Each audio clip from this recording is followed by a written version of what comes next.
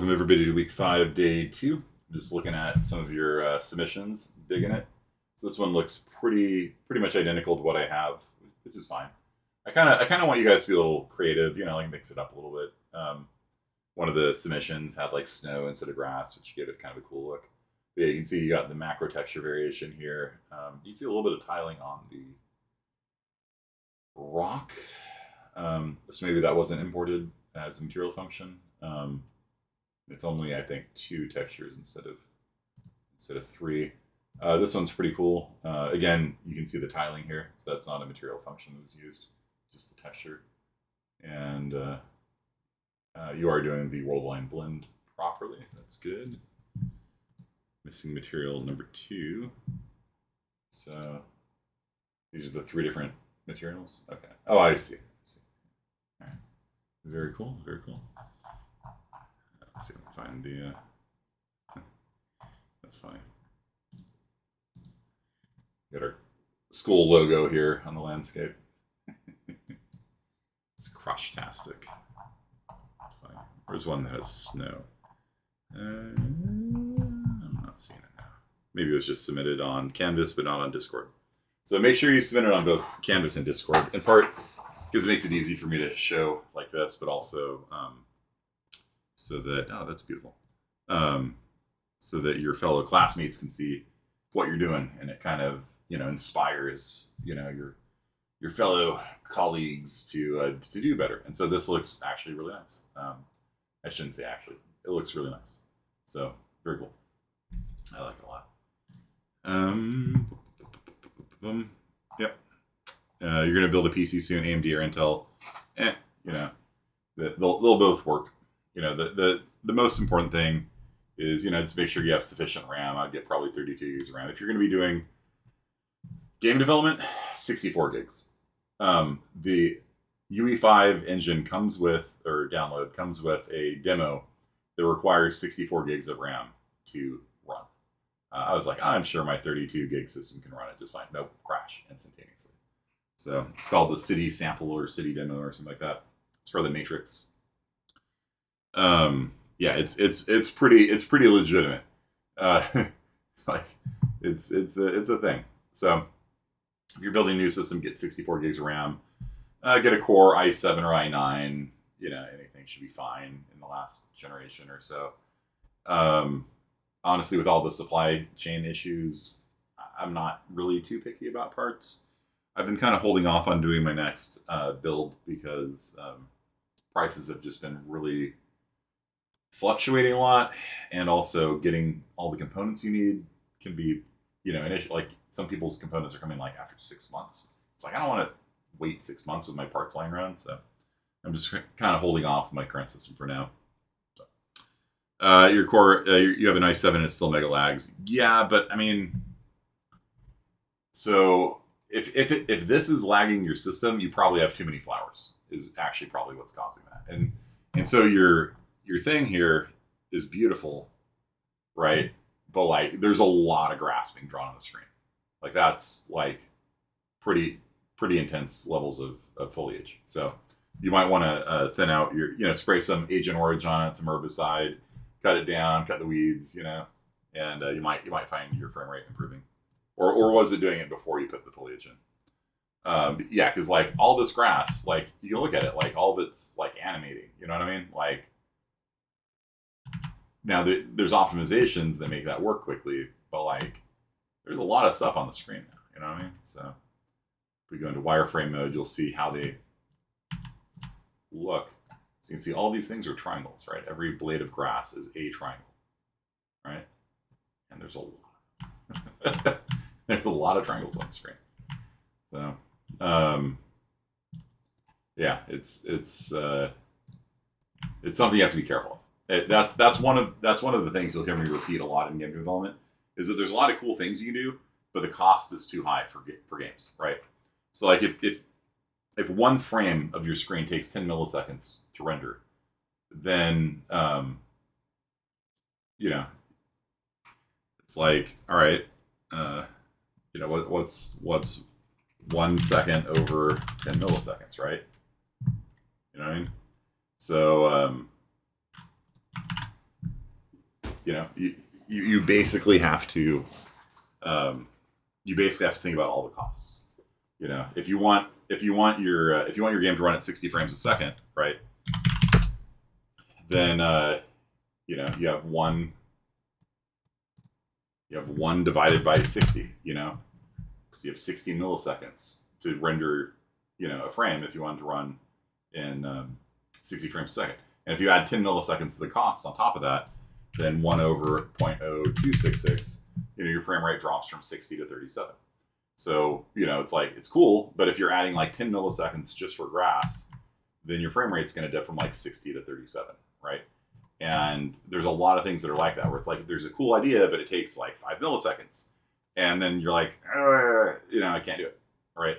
Or you have to find a way of kind of, you know, simulating it or delaying it over multiple frames, or spreading the cost out somehow so you work on it a little bit every frame. Like if you're doing AI, like the AI doesn't need to update every frame, so you can have the thing working, you know, like maybe it's evaluating which targets it could shoot. Like you maybe have it evaluating a little bit every frame, and then on every 10th frame, you're like, all right, who's our best bet to shoot? You know, like maybe there's like 50 players in the game. So every frame you like evaluate like, you know, a couple people, right? And then by the time you get to the 10th frame, you know, you're like, okay, well, we've been doing 5 a frame. We got 50 people evaluated. Which one's the best target? And so there's a little bit of a latency, but it's not that bad because, you know, 10 frames, if you're getting 60 frames a second, it's a sixth of a second. It's fine, you know? So there's just a lot of things like that in game development where you have to be really cognizant of your frame rate. And that's why I don't like doing like the event tick stuff. Like I could event tick this bad Oscar here. We'll call her Floater Boy. All right, and it'll be saved in Bill. So I'm turning this little thing here into Floater Boy, and on event tick, I'm going to like get its world position and get actor location. So I'm going to get my location. I'm going to split it, I guess. And then I'm going to do set actor location.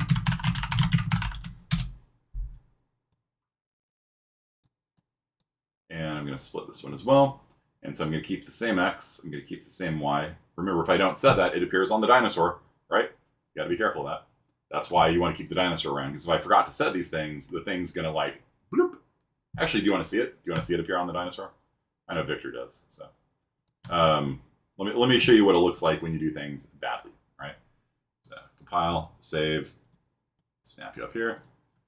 Velociraptor, right? So we got this thing here, and did it not run?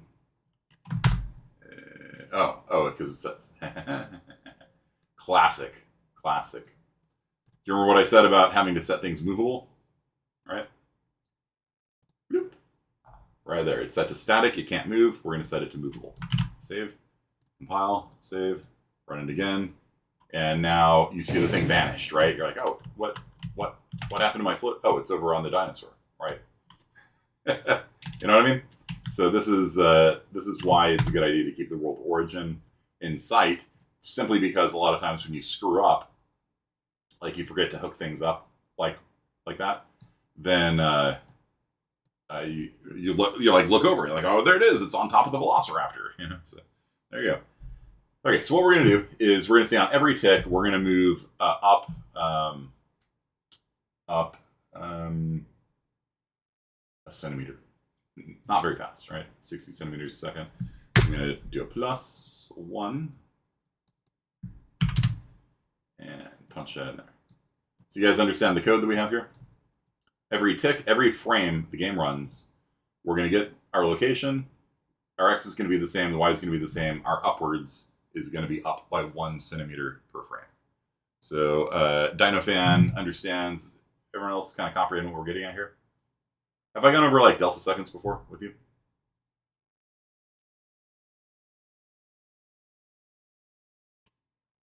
Okay. So the number of centimeters per second it's going to move up is the centimeters that my frame rate is. So if I got a higher frame rate, the floater boy here is going to be moving upwards faster. If I were to replace my graphics card with a slower graphics card, Flitter Boy here would be going up slower. This is bad game design. So anytime you do something with event tick, you always multiply it by delta seconds. So let's do a multiply here. And so we'll promote you to a variable, and we're going to be calling you upwards velocity, or something like that.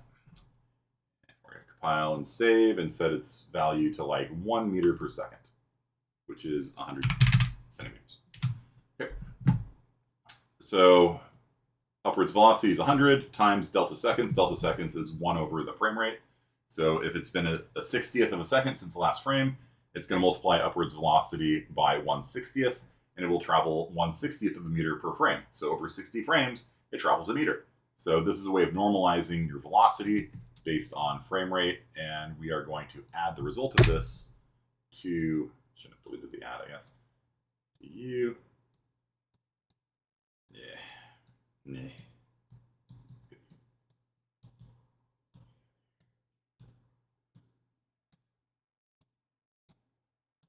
There. Okay.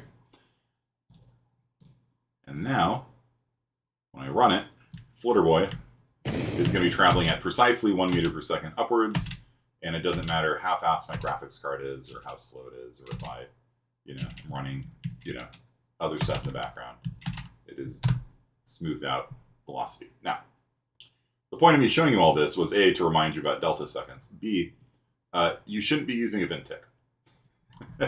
So, one of the temptations that a lot of new game programmers have is they want to use event tick for like everything, because it's like, all right, I got things to do, so I'm just gonna every tick I'm gonna see if the player is visible, and if the player is visible, I'm gonna shoot him, stuff like that. And that's bad, because if you have 1,000 objects in your world and each one of them has an event tick handler and it's doing stuff, you're going to start having so much stuff happening per frame, your frame rate's going to dip. Okay, so one of the things you should always be thinking about in your head is there a way I can do this without requiring, work every frame? Like I think Megan said last time, like rather than getting the player pawn every time, you save it into a variable and then just read from the variable. And that works, except some people forgot to set the variable, and then we're getting error messages. But it's a proper technique. And so the better way of doing this, rather than all this nonsense, is to say on event begin play, give it an upward velocity, right? So set velocity, set physics, linear velocity of static mesh component, sure, why not? And your velocity will be set to 0, 0, 100, and you will be disabled. Okay. And I think we might need to turn on physics over here. Simulate physics has to be on, gravity has to be off. And then we should be good. Okay.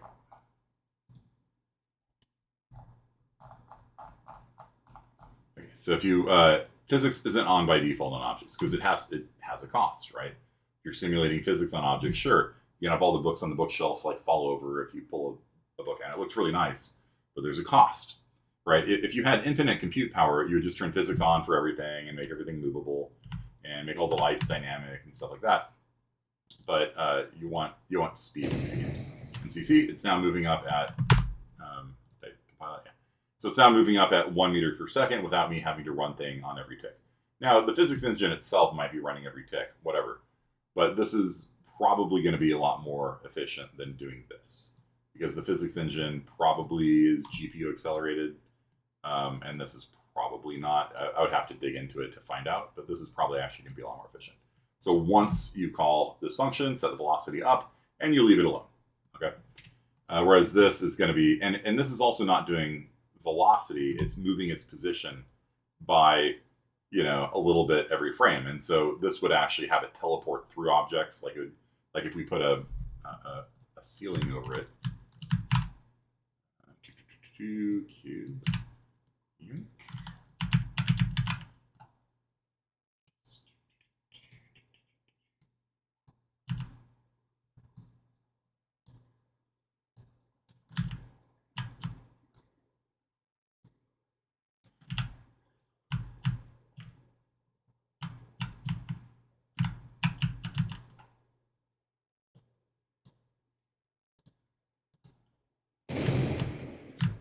put a ceiling over it. With the physics engine, you'll see that it just kind of bounces, right? And it behaves realistically.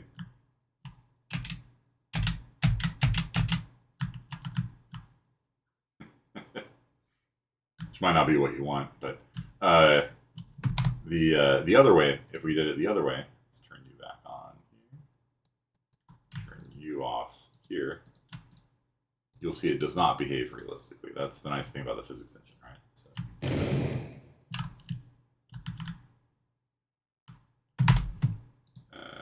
oh, it's got simulate physics still turned on.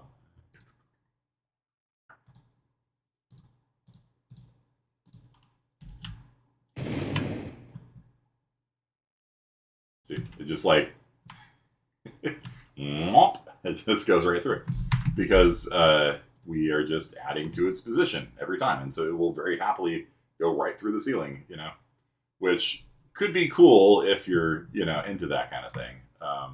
But it's kind of janky, right? So what you probably want to do is just turn on physics and maybe make it like, if you don't want it bouncing back down, you could do like an on collision, like an on hit, event hit. And if we hit somebody, I don't know, set our velocity to 0 or something. So the second we touch something, we'll just come to a stop. Error.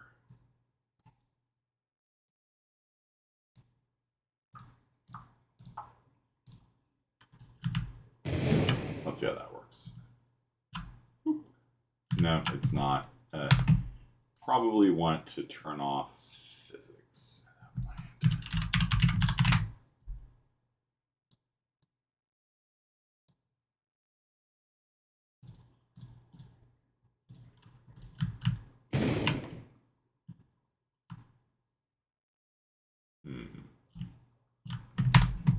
That worked.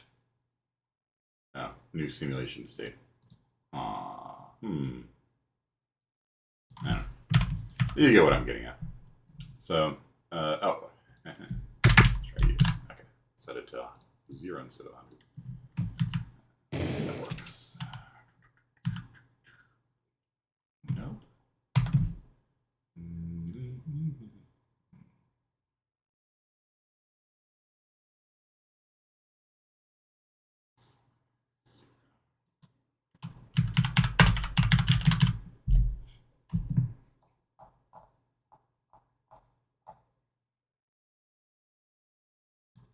Be fun.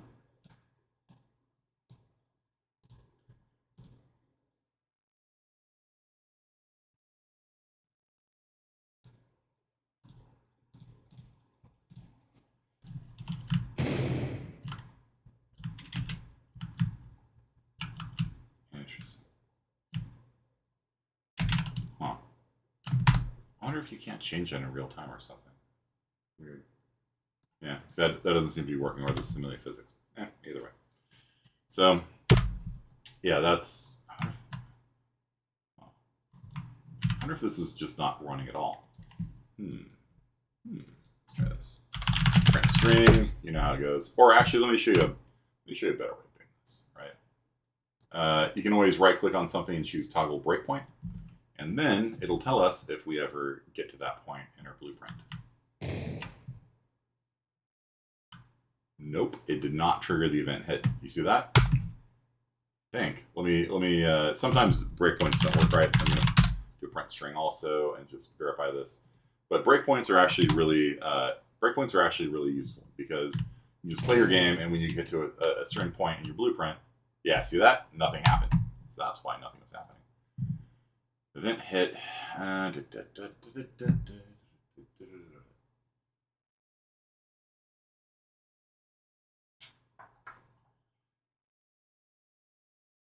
Simulation generates events. You got to turn that on.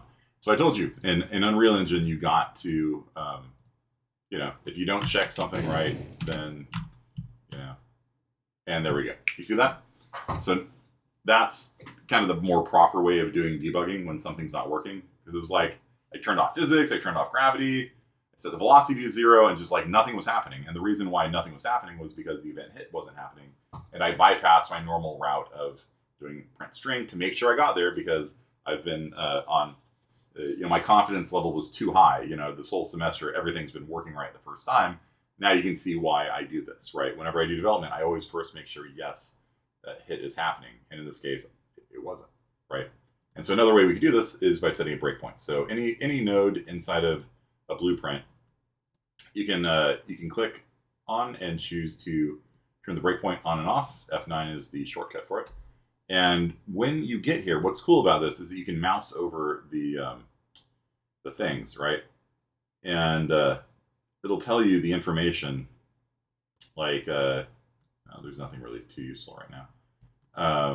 But like you can find out like the hit location, the normal, all that kind of stuff. So the normal is facing downwards. So we hit a ceiling, and so the normal is pointing downwards. So you can look at all this kind of stuff and see the state of the world, which is more information than you get from print string. You know what I mean? So print string, I mostly just use it like, did I get there? And then I delete it out. And the other downside of print string is that if you forget and you leave print strings in your code, then you'll see like all this stuff appearing here, and you have no idea where that's coming from. Like, wait, so you have to be very careful about like you have to be very careful about taking out the print strings too. Like putting them in is important, but taking them out is important too. And so breakpoints is the more professional way of doing it. So you can see now we've got a thing that flies up when it touches the ceiling, it stops. Okay, so maybe the block isn't allowing events on hit. Yeah, very good. Yeah, you got it.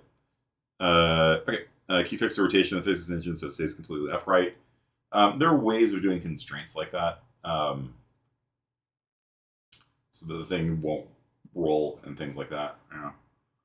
You could use event tick, and fix its rotation, right? So every tick, you can check to see if you're tilted and fix it. It's kind of the not a very good way of doing it. Yeah. Okay. So let's talk about AI characters. I've been promising this for a while, so let's get to it. Right now we've got AI characters that don't move. Well, what if we wanted to have like a enemy here, and if it sees us outside, then it like runs down the stairs and like heads out the door and stuff like that. Wouldn't that be cool? I think it'd be cool. You guys want to learn how to do that? How many monitors do you think is ideal? 2 is the minimum.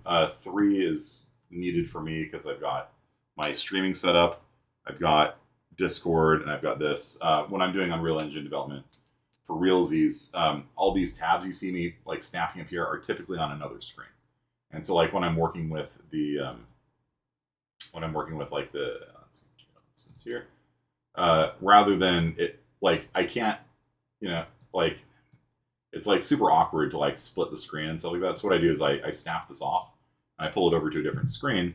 Then I can sit there and like adjust things. Like what if, I don't know, if we change this to -4, and so I can sit there and mess with these values and like look at them. Like I can drag this up and down, right? And what I mean? Like so I can sit there and change these values and play with them, and I don't have to like click back and forth. It's definitely like having 2 monitors is kind of essential. Now Unreal Engine 5 does something new where you can like hide the content browser down here to kind of see more of the screen. I'm not really a big fan of that because it doesn't. I guess you can see that. You already have a monitor. Yes. What about second monitor? Perfect. Are all my displays on landscape, or do I have any in portrait? They're all landscape. Portrait's only really useful if you're writing documents and things like that, and my monitors are like big enough that I don't really feel a need. If I need portrait, then I split the screen in half, right? So I'll have one like this and like one like this. Okay, and then they're portrait, but they're 2 portraits. So I've got 3 4K monitors set up, and that's pretty good for my purposes. Okay. Right. So over here we have last year's project, and play Wonderwall. And so we've got these AI, right? And the AI kind of are chasing me around.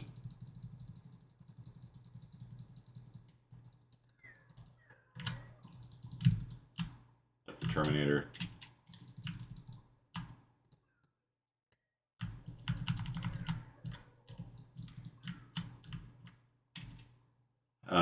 Okay, so that's kind of what we're going to be learning today. So like these guys are kind of like following after me, and if I go up the stairs, oh, he lost sight of me.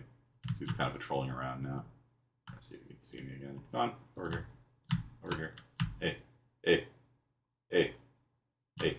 Look this way. Look this way. There we go. Hey, so you see how he like chases me upstairs and stuff like that? And then if he loses, then if I jump off, he will, I don't know what he's doing now. He's supposed to start randomly patrolling around again. What are you doing, dude? What are you doing? Hey. All right. Well, what normally happens is that he'll turn around and walk back down the steps. So that's something called a nav mesh. And a nav mesh is the, oh yeah, I got my little castle over there too. So, I got a door. Yeah, the door opens up. And then these guys will get stuck on the door. Come on. Come on out. Come on out. Ah!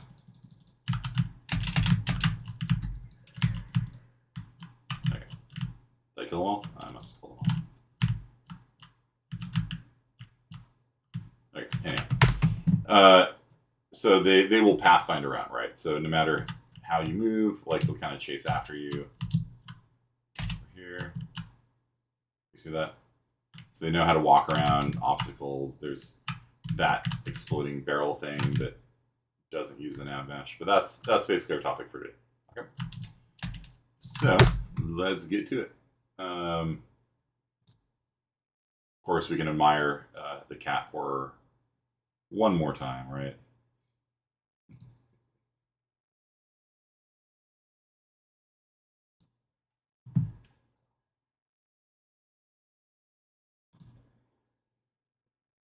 Oh, is that just the... Oh, it's the material. There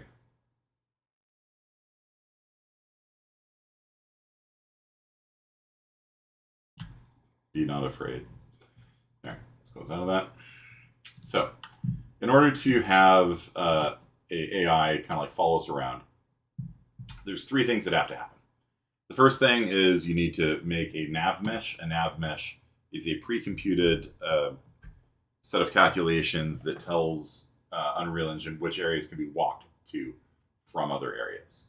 So we can do that by coming over here to the palette and searching for a nav mesh. And we drag that out, and by default it's 1 meter cubed, all right, which is not very big.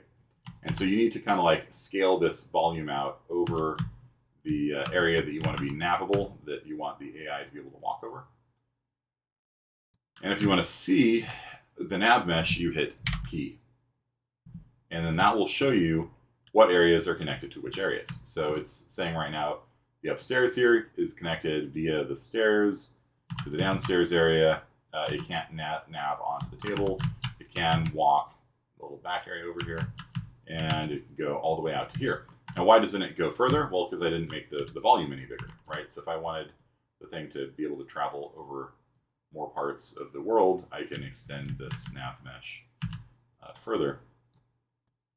And there is a bit of a cost to recalculating the nav mesh every time you do something. So I'm just going to make it cover just this little part of the world here. A little bit bigger so it can like walk around the ramp and stuff. So I'm just using the scaling tool, just scaling it up a little bit. So it can go out to here. If I jump in the lake though, it won't follow. So basically to the AI, everything outside of the nav mesh, it just can't get to. So it'll like kind of just like walk to the edge and stop. Okay.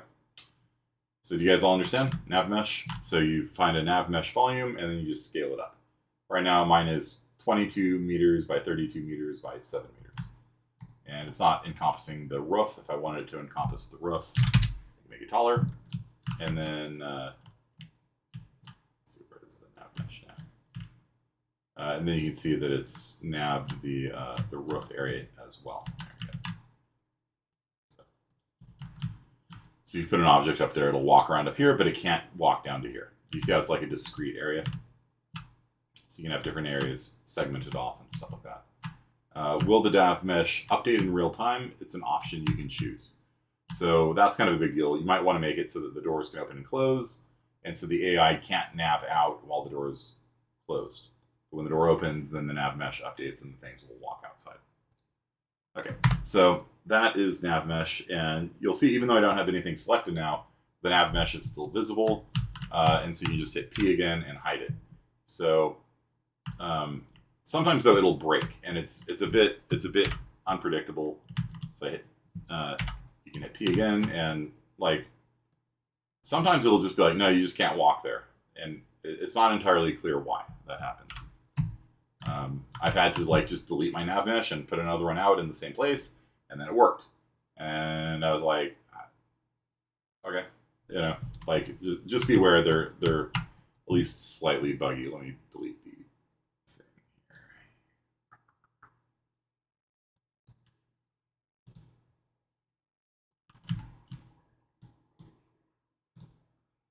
here. Erase.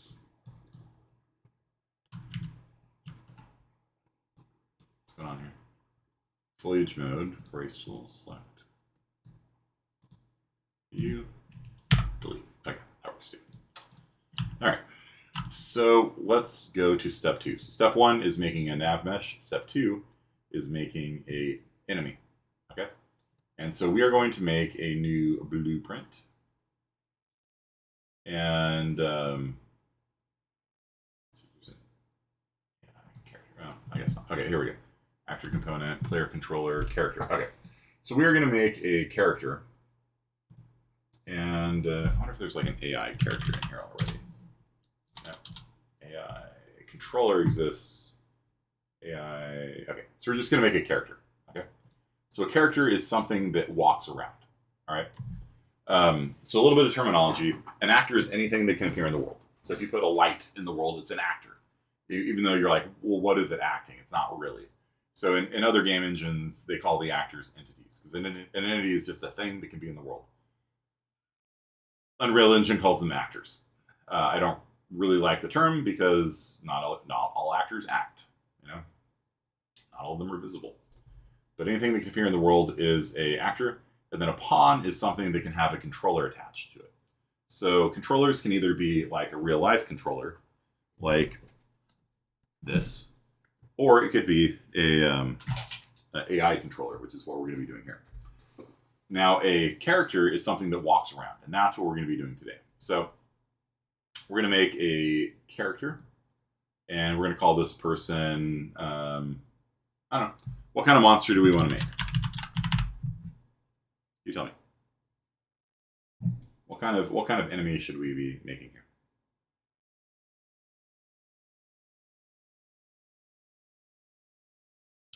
I know Victor's going to say dinosaurs, but let's be realistic. I don't have any dinosaur assets. Ultron. All right, let me restrict your creativity to things that there are free there are free things on the marketplace for. All right. So let's see here. The game store, marketplace. So Ultron. Let's see if there's any Ultron on the marketplace. Probably not, right? Nope. Animal Instagram. Zombie. Animal assets. Eggs or animals. You use that Kraken thing. Yeah. So Dennis Penn used the Kraken thing for his project last semester. That was pretty cool. I think it's part of the free assets, this thing here. Yeah. That's pretty cool. Monsters Water Pack. Giant squid. The crispy Kraken pirate music. Heroic fantasy villains. Zombies, yeah, I guess zombies work. Are there any free zombies? The fat zombies and urban zombies, but no free zombies. Okay, you know what? I actually know where I can get a free zombie, so we'll just start off by doing this. And I'm double clicking on monster, I just called it. Maybe I'll call it, yeah, I'll call it zombie. So zombie BP, zombie blueprint. And open full editor. Okay. And so this is a character. It's not drawing anything, right? We know which direction it's looking because that's the X direction, right? But it's not actually going to draw anything we put in the world. So the first thing we need to do is give it a mesh. Okay. And the meshes that we've seen so far are all things called static meshes. Like when I opened up Flutterboy here, Flutterboy has a static mesh component. This thing here. A static mesh is a mesh that does not change. It doesn't mean that it can't move. It doesn't mean like the static here. Unfortunately, repurposed the adjective. A static mesh can be movable, right? Like we saw, it floated up into the sky. What a static mesh means is that the mesh itself is fixed. Okay? Can't do anything with it. So this though is not a static mesh. This is a skeletal mesh. Okay? And so I could have used the Cursed Cat, City of Brass enemies. Oh, interesting. Okay. Okay. Yeah, I like that. So yeah, let me pull that in. I was gonna grab something else, but that is great. Okay, what was it called? City of Brass. City of Brass. Enemies. Add project. Fall 2022. Add project. And then it will download only a third of a gig. Not that bad. Okay. So while that's downloading, let me talk. Okay. So a skeletal mesh is a mesh that has multiple pieces to it. Your classic skeletal mesh is a human, right? Humans have arms and legs and heads and ears and fingers and toes and things like that. So rather than being a fixed thing, a skeletal mesh can have the different joints move. Okay, so back in the day, all meshes were not skeletal; they were static. And so, if you wanted to animate a human, what you would do is you would switch out one static mesh with another one. So, like your hand's here, and then it switches out a different mesh with your hand here. Then it switches out a different mesh with your hand here. Okay, and it very much limited what you could do because the artist had to kind of anticipate every animation that could be possible. And if you wanted to combine animations like waving and walking at the same time, you couldn't do it. And so that's why skeletal meshes were invented. With a skeletal mesh, you can move each individual joint and bone separately from each other. And there is a parent-child relationship. So if I move my shoulder, my elbow moves. If I move my elbow, my lower arm moves. If I move my wrist, the fingers move, but the shoulder doesn't. Right? If I move the lower joint on my finger, the other joints move. Right? So it's a parent-child relationship, hierarchical bone structure, things like that. So what goes into the slot here? All I can think of is when you say that is it Ficket Felix and Wreck It. Yeah, I don't know what to tell you, Megan, but I just fix everything I touch. It's my curse. So so we are going to want to choose a skeletal mesh here. And so now we've got lots of options because we downloaded the City of Brass stuff. The trouble is I don't know how these things are rigged. So I've never used this asset pack before. Let's try it out. Okay. Let me maybe go to the. You'll see that when you import something like that, a new folder appears, and so we've got maps overview. I'm actually going to open a different level because usually these content packs come with a level that just has all of their assets kind of set, like just sitting out, so you can like kind of look at them and choose which one you want. It's a little bit better than looking at the thumbnails and trying to figure out what they are. From that, if it doesn't crash.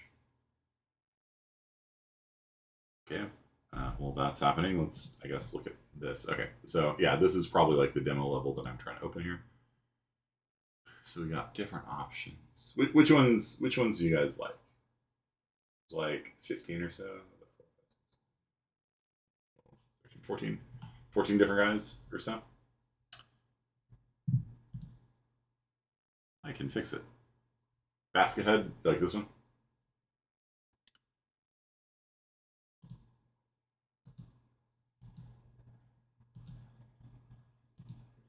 That guy? No arms? Yeah, I kind of want to have something with arms because I kind of want to teach you guys about skeletal meshes. So the blue one, this guy? Oh, looks pretty cool. Like that. Or the guy with the hat. The blue hat man.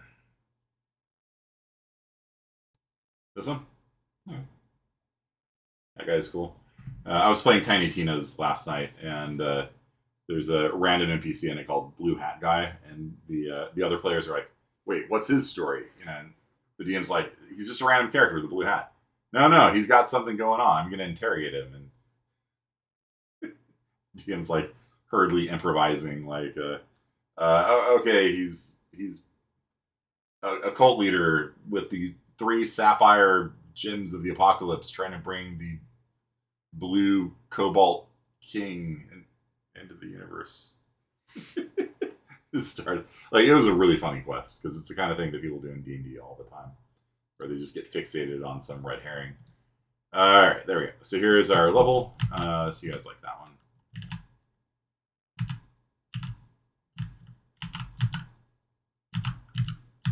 Okay. So that one. All right. Corpse Sword is his name. Corpse Sword. All right. So this would be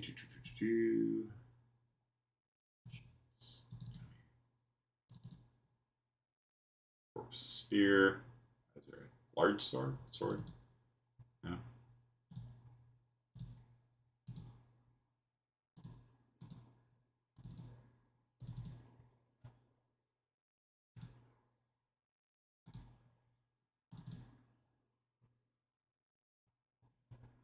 This is Corpse Alert Tack Slow. Oh, that's an animation. Okay.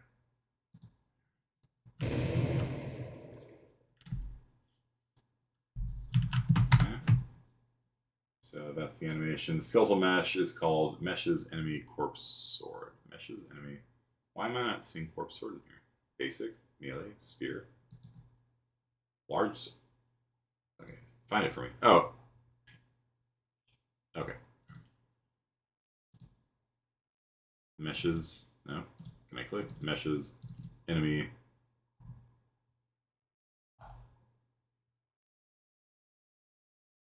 Corpse. Okay. Corpse. And then Corpse Sword. Okay, there's the thing.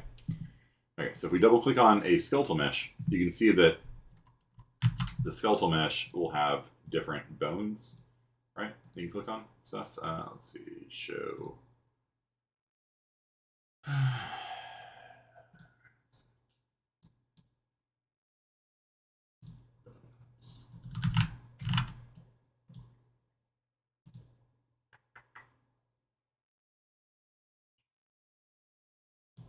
There we go.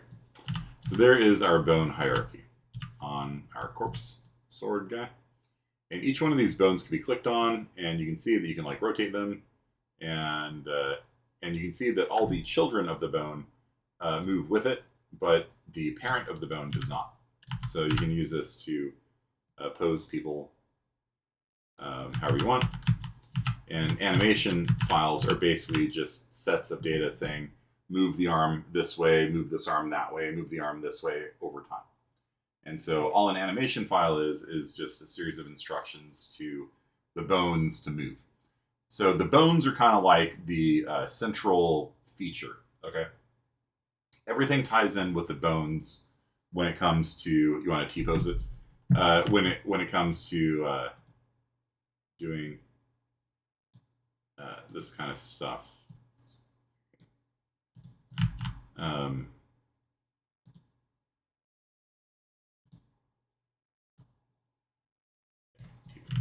So the actual drawing of the bones is done by using something called a skeletal mesh, and the skeletal mesh has basically a mesh for each of the bones. And so you can actually have the same bones with a different mesh on it. And that's actually really important because then the animation's also tied to the bones. And so the animations tell the bones how to move, and the skeletal mesh tells the bones how to be drawn. And so you can have the same animation shared among different characters without having to make the same animation for each one. Why? Because the animations just say move your forearm up and down like this and your head like this.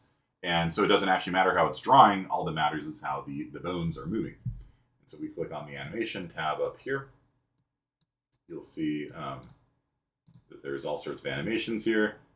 And you see how they're like moving the bones around like that. Double click, flinch back, getting shot. Alert idle, alert run, alert sprint, alert stunned, alert charge, attack, death, death, and death, stun kick, stun taunt, or alert taunt, tripped,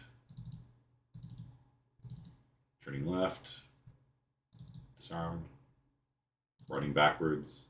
Yeah, so there's a ton of animations that come with it. And like I said, I haven't used this set before, so we'll see if it works. Okay, so that's kind of like an overview, and there's also this thing called a physics volume, and the physics volume kind of controls how these things ragdoll. So if you ever played a game where like when the character shoots, they like flop to the ground, right? You know what I'm talking about? Like you kill a monster and it kind of goes bloop, and it just like loses all bloop, and it just like bloop. You know, sometimes the ragdoll animation looks really terrible with like the arm is stuck on its head and it like vibrates and things like that. Yeah, the physics volume controls that kind of stuff, and it has constraints. So the legs can't like wrap around to the back of your ear and stuff like that. I'm not going to mess with the physics volume at all. I don't need you, I guess. I guess I don't need you either. Okay, so coming back in here. Oh, I need to go back into the starting level. So, third person, or is it maps? Third person map. There we go. Okay. So, what we're going to do is we're going to add one of these bad guys to the world.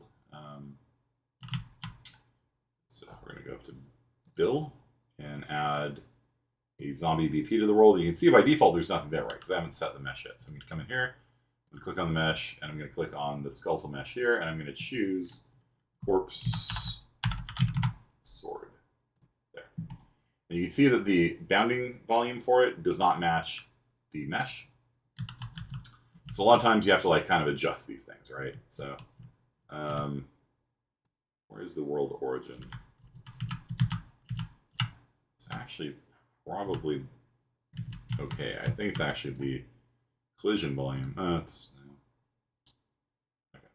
Yeah, so we have to slide it into the collision volume, and he might be a little bit too big, but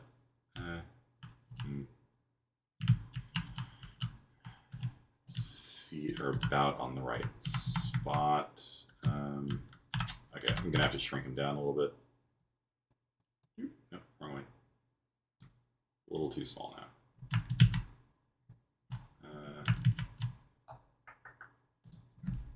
I'm going to lock the scale and set it to like 0.8, 0.9, 0.85, 0.3. Okay. And so this collision thing here is actually where you can shoot the person, right? And so I'm sure we've all played games where you like shoot somebody like here and between the shoulder and the head and it hits. That's because they use collision volumes like this a lot. And so this whole area here is hittable. So there we go. So, and they're pointed in the right direction. They're pointed, he's looking in the Z direction. This is oftentimes a problem. The forward on the mesh oftentimes isn't the forward in Unreal because different engines have different standards for what is forward. Unreal Engine uses X as forward. Not everybody does. And so sometimes if you import things from like Blender and things like that, you have to like rotate it 90 degrees. Like it'll come in pointed in like this direction, like this. And so you have to like rotate it so that it's pointed in the direction of the arrow here. Okay, so we got that. Looking at the world here, cool. And so let's come over here and take a look. And he's solid. He's kind of like doing a little A pose kind of thing here. All right, so this is a good start, right? So, cool. Everyone with me so far? He's not doing very much, but he's in the world now, right? You want to give him a default animation, like a default dance?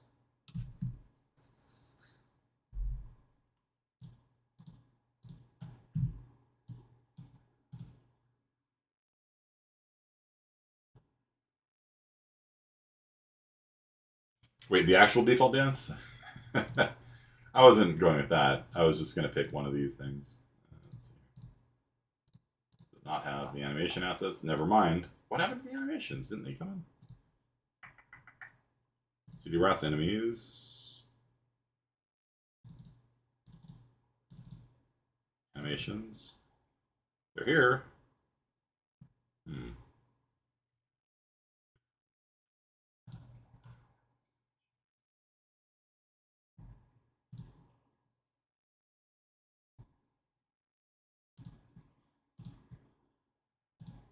There we go.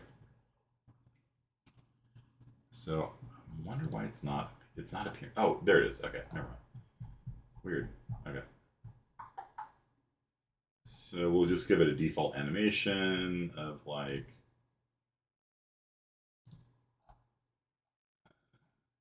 running forwards, I guess. Okay.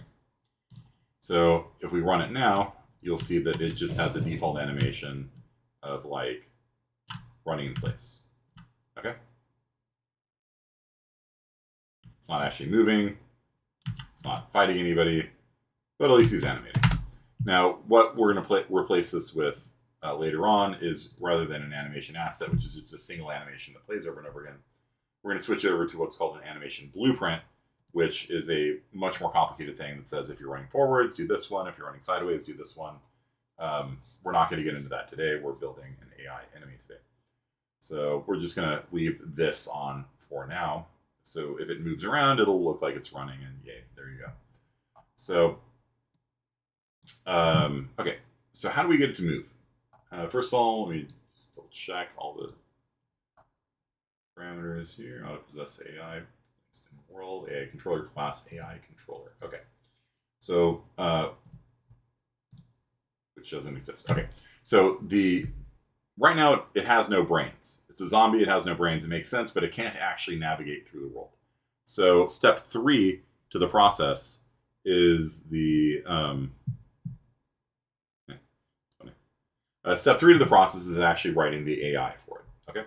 So I'm going to come back into the build directory and I'm going to make a new blueprint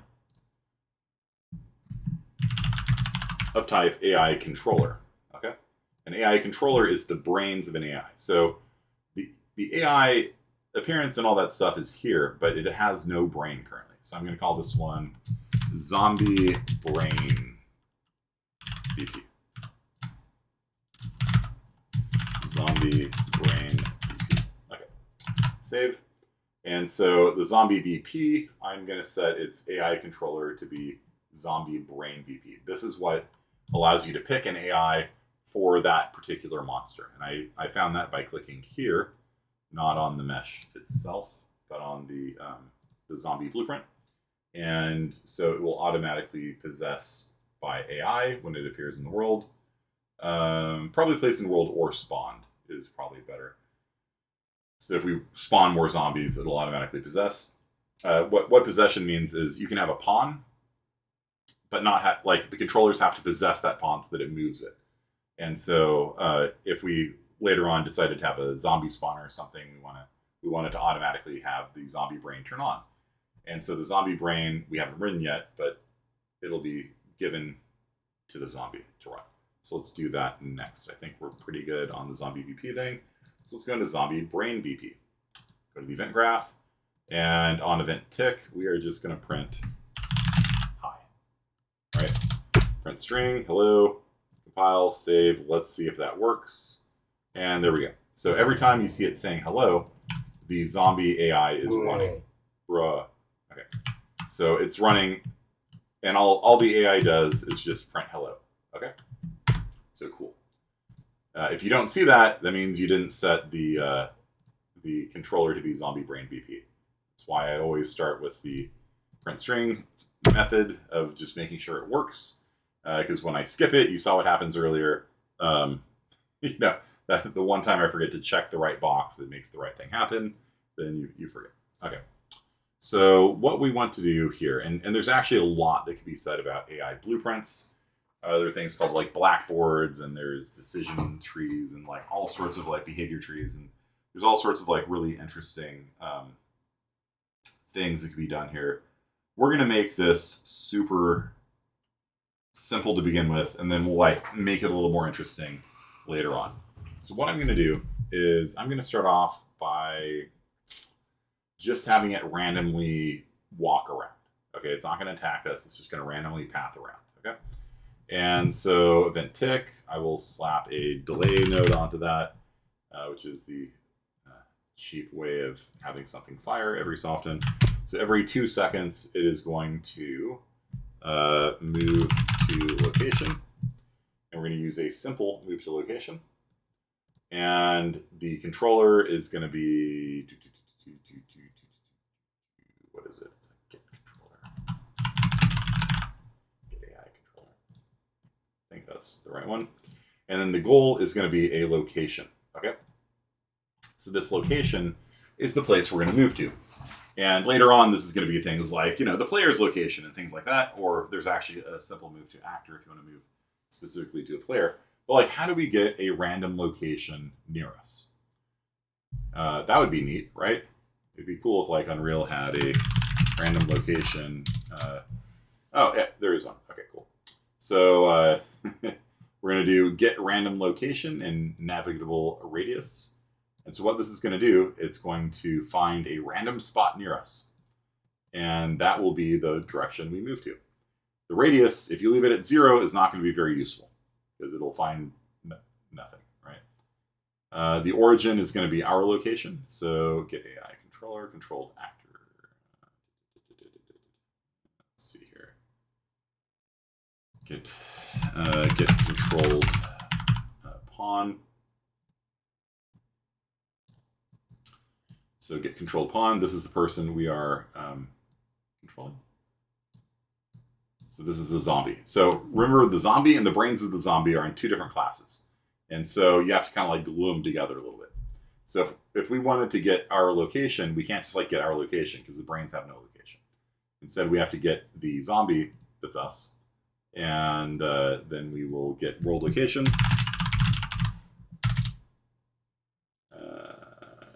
Get actor location. Are you in there? There you go. Thank you. Okay.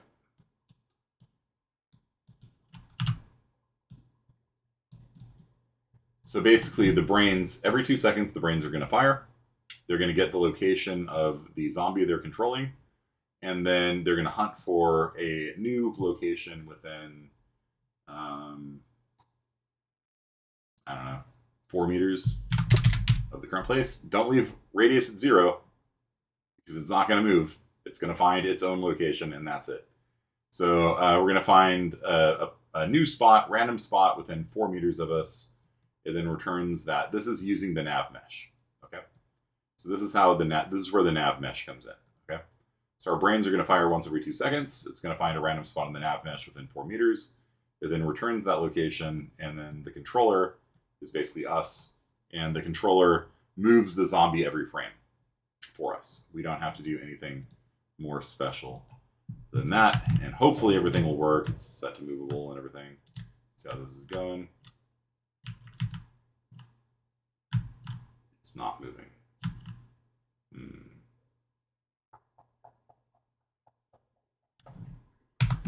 Alright. Now mesh is on. Yeah, this is a fun part of Unreal Engine, right? So we shall start debugging this, I guess. Oh, the controlled actor.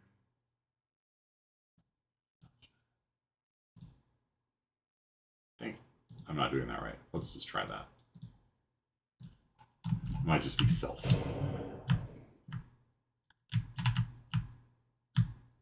Yeah, there we go. It's moving now. We'll probably just use self there. Yeah, there you go. See that? So it's walking up and down the stairs, walking around, just picking random spots within 4 meters. It knows how to use the stairs. It does not know how to use the sharing table. Right? Pretty cool though, right? So let's see if we can just use self here. Let's see if that works.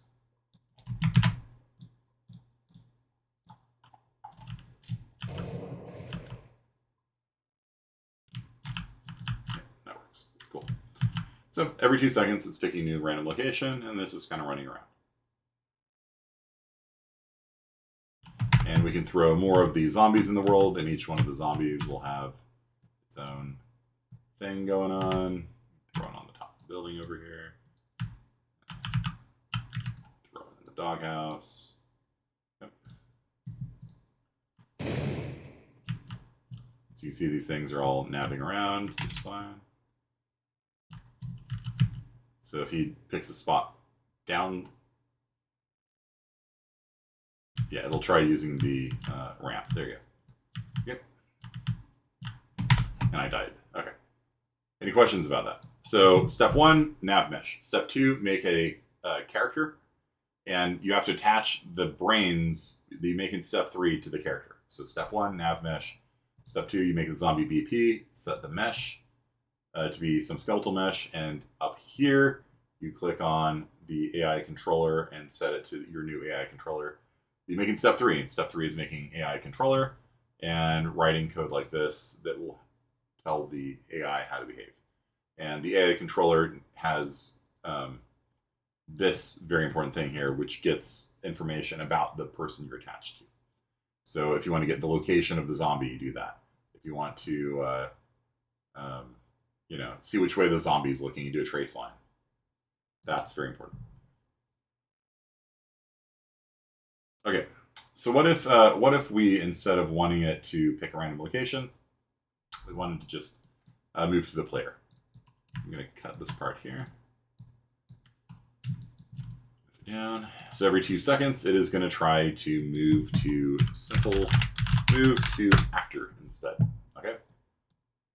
So the controller is self, because we are the controller. It's kind of weird that they put it there, but whatever. And not like normally those things like default to self if it works, but okay. So we're going to get player on, and that's it. Okay.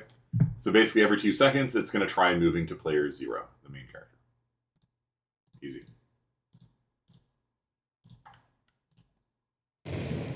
Here it comes, walking towards me.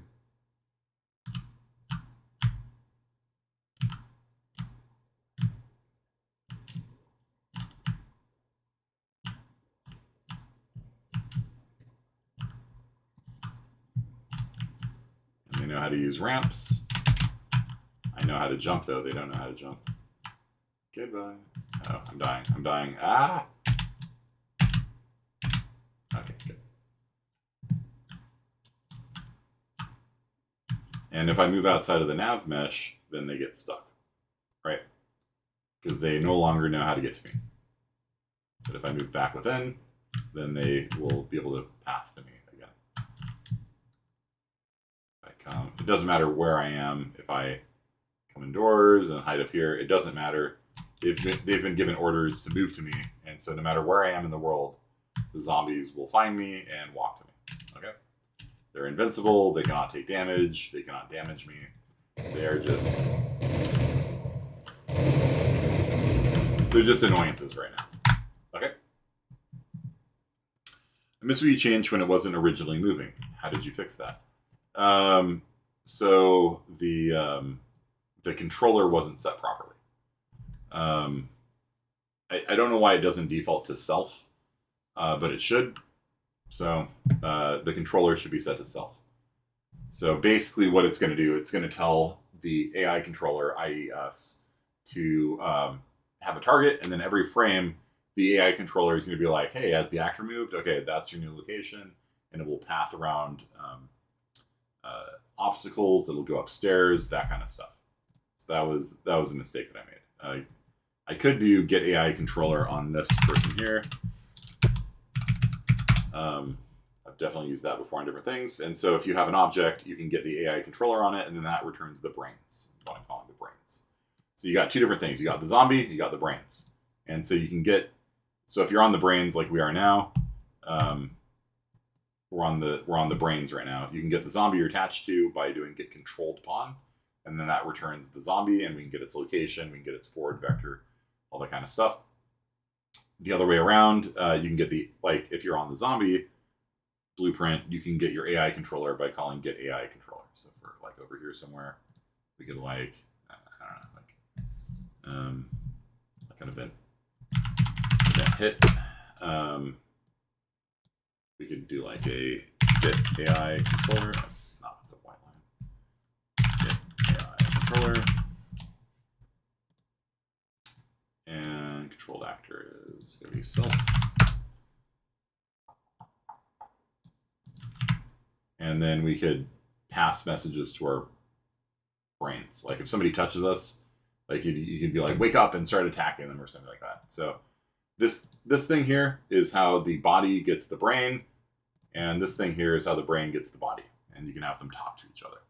You have mind-body dualism, like Descartes always talked about. And the two simplest ways of having an AI move is move to location and move to actor. Okay, so let's make it a little bit more interesting. And let's say we're only going to move to the actor if we can see the actor. Okay, so if the zombie can see us, it'll move to us. If it can't see us, it'll just randomly path around. Okay, so how do we tell if the zombie can see the main player? What tool do we have in our tool shed that lets us tell if there is a visible line visible between the AI and the player? Is it trace, is it touch, or is it think? The 3 T's of game development.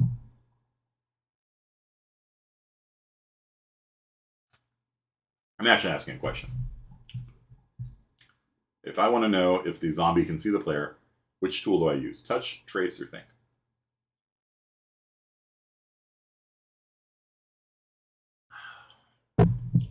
Trace. Very good. So let's do that. Get these pieces kind of put away. Let's put these down in the code graveyard down here. So we got code here that will like move to the main player. And we got code here that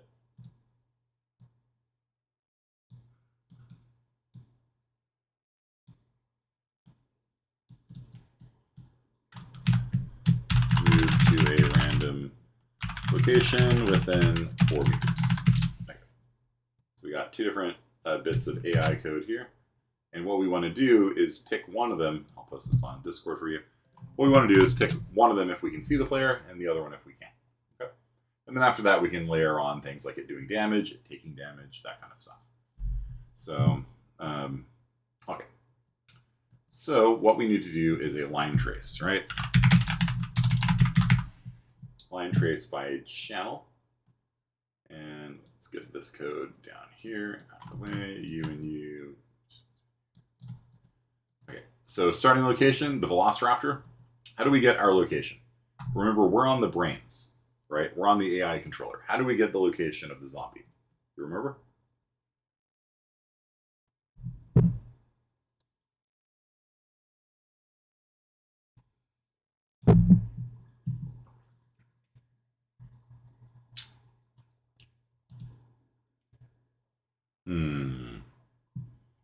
What's the starting location?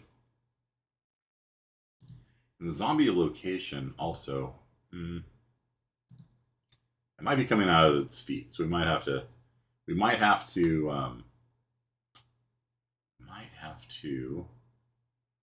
do a point in space. You remember how we did that?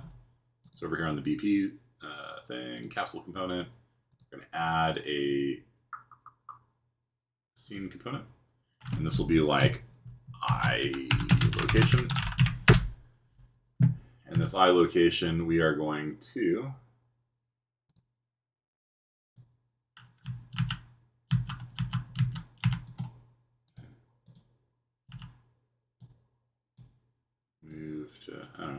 here.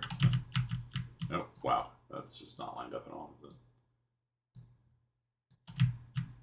Wow. What's going on?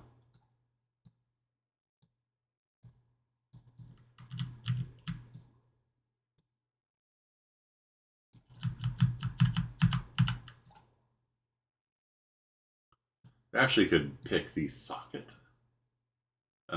We can actually get the exact location of the eye. But I'm just gonna do this for now. Just keep things simple. Okay. That'll be the place where the trace line comes out of. Okay. File, save. You guys remember? How do we get the location of our body? We're in the brains again. It's called get, right? Controlled pawn. That's our zombie.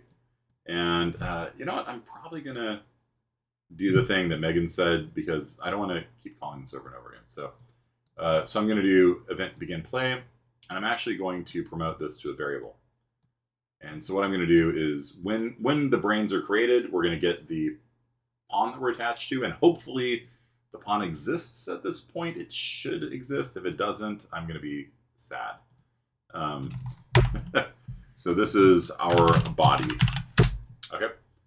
And so drag that out, get our body, and then we can just get actor location. Is that not? Get actor location.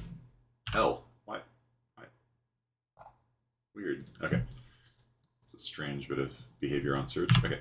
So we're going to get our location, and actually, no, I want to do something even better than this. Okay. I'm going to cast to zombie BP. Okay. And if this fails, I'm going to print something because it really shouldn't fail. We should only be attached to a zombie. If we try attaching the zombie brains to a cat, that should be a problem. So we're going to print string error zombie brain attached to non-zombie. So I want to know if this doesn't work. And then otherwise we will take you and promote to variable. And this one is going to be called our body. Delete BP. This will be called our body. Okay. And because now it's a zombie. It's not just a pawn, it's a zombie. That's one of the nice things about using cast. If it's just a regular actor, it doesn't have any variables on it. But if it's a zombie, then it will have its variables like health and things like that on it as well, and its eye location. So we'll come out of here and the line trace channel. Okay. So we will drag out our body, and we will get location of eye location. Get children component. Get socket location. World location of eye location. Okay. So what I'm doing is I'm not just getting the location of the zombie, I'm getting the location of the eye location right here. That's where the trace line is going to come from. You can't do this. You can't get the eye location if this was just a generic pawn, right? Because pawns don't have an eye location. That's why this cast to zombie BP thing is so important. This takes it from a regular pawn into a zombie. And then any particular things you have on a zombie that aren't on a pawn will appear in our body, the variable. Okay? Do you guys understand that concept? Like why casting is so important? It also tells you if the cast fails, which is also really important because that means you screwed up pretty badly somewhere. Does that principle make sense to you? Like if what I had before was our body as a pawn, and if you did that, if it was just a pawn, you wouldn't be able to pull out and get the eye location because pawns don't have an eye location, only zombies do. And so by converting it from a pawn to a zombie, now you can get the eye location off of it. And that's where the trace line is going to start. The ending location is going to be the player.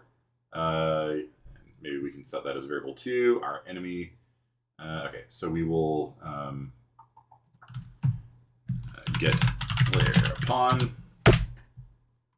And you will also be promoted to a variable. There you go. Congratulations, you're a variable now. And our body is one, and our enemy is the other. And oop, see how that's a pawn also? Nope, don't want that. Sorry. One more cast to third person character.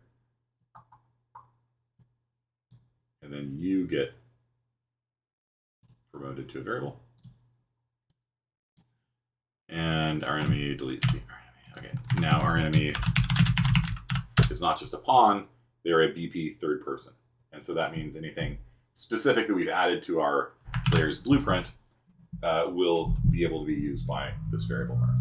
And so this will save us a little bit of time. This is a common trick where you set things that you have to grab and cast all the time. You can set them as variables. And again, if this fails, I want to know about it, because what if the zombie spawns in before the player does? There could be an ordering problem of like when things load, like does the zombie brain load before the zombie body does? Then it's a problem. I want to know about it. So print string, and I will leave this in. This is not one of the print strings I'm going to delete. And I'm going to say, I'm going to make this like red. Red text. Player not found in the zombie BP. Okay. And you also will become red. Okay, let's try this out.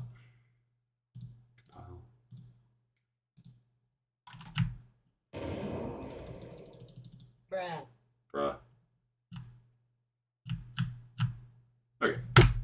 So all the casting worked fine. So we're going to be doing a line trace. So we're going to be line tracing from our body to the velociraptor. Nope, nope, nope. We're going to be line tracing from our body to our enemy. And our enemy, do we have any named points on the enemy? Maybe third person. Shooting location. Nah, let's just do the normal. Okay. So we're going to go from there to actor location. Get actor location. There.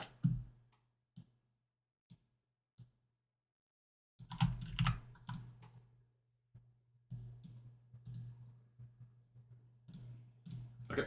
You guys see what's going on here? And then whenever you do a trace line, I always turn on draw debug, so I can see if the trace line, if I see if the trace lines are taking place properly. Because if you forget to set something, then it's going to be, you're seeing a bunch of lines shooting the velociraptor. Okay, so there you go. So you got, oh yeah, that's right, there's a zombie on the roof, right? So the zombie on the roof is doing a trace line towards me. It's green, which means that the trace line has been blocked. So you can see over here, take out these guys. So you can see the zombies are like, we got 4 different zombies every 2 seconds. They're all trying to see me.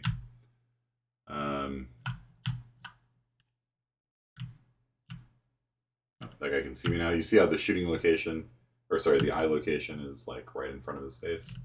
Oh, shoot, I gotta do this.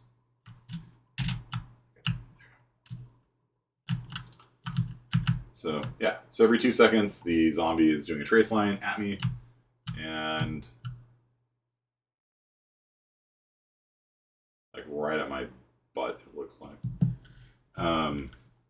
So it looks like it is working. All right, zombie brain. Okay, so output hit. Okay, so we're gonna do a branch here, and true or false, did it hit? And actually, this is not gonna work. So we are going to split you.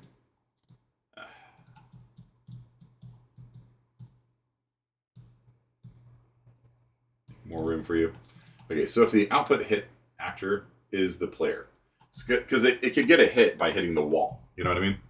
And so that red pin there tells you true or false, did it hit something, but the thing it hit could be like a wall or something. So what we want to do, say if the person that we hit with the trace line is the player. So first thing I do, as always, is print string, and I'm going to have it print the name of the actor we hit. And so it automatically, if you drag from an actor onto print string, the string part here, it automatically gets its name. And so let's see how that works. Okay, so it is not hitting us. You see that? It's hitting, these guys are hitting the cube, but the people that have an unoccluded view to us are not actually hitting us. That's why we do print strings first, okay? So the reason why it's not hitting us is because the VP third person character, the mesh over here, if you go to the collision settings, over here, collision presets, you can see that it ignores a visibility trace, okay? And so the trace line we're doing here is a visibility trace, and our body ignores visibility traces.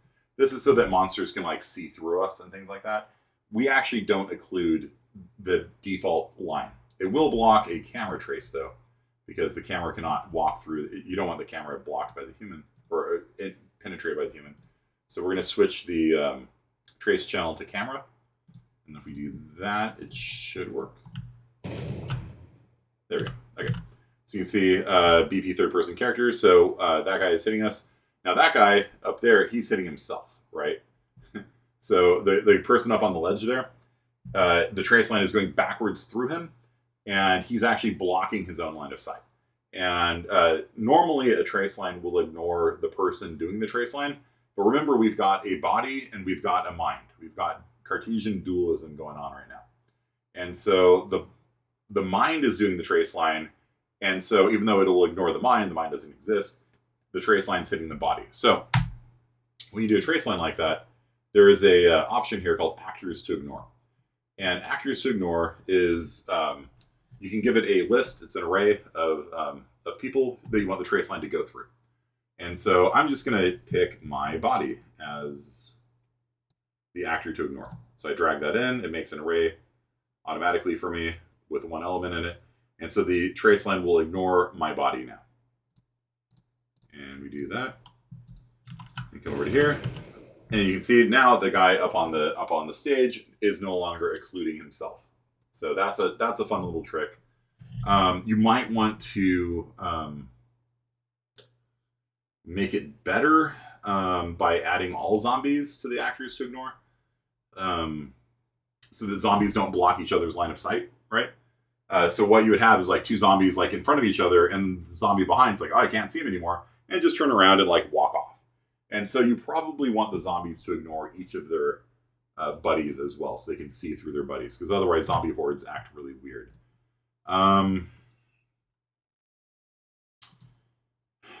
That's a little bit more annoying, especially if the number of zombies in the world changes over time. There's a slow way and a fast way, and I guess I'm going to do it the slow way.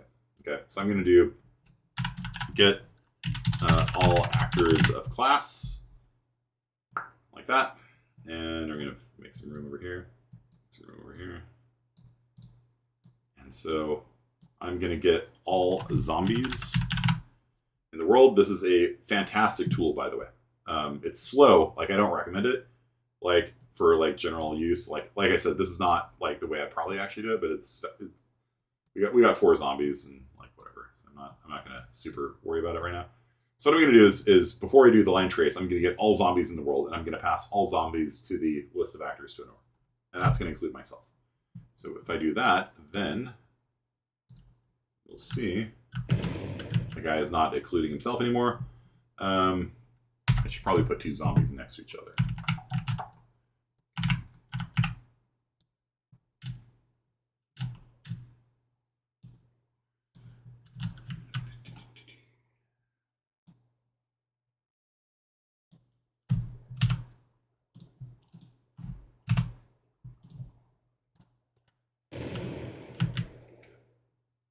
So you see how the zombies are looking right through.